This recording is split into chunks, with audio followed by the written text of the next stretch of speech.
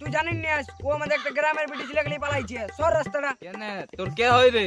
না তেমন কিছু না, বিটি ছেলেটাকে একটু ভালো ভালো মানে লাগিছে তো সেই জন্য। দাঁড়া তোরা এইখানে, আমি ব্যাপারটা দেখে আসছি।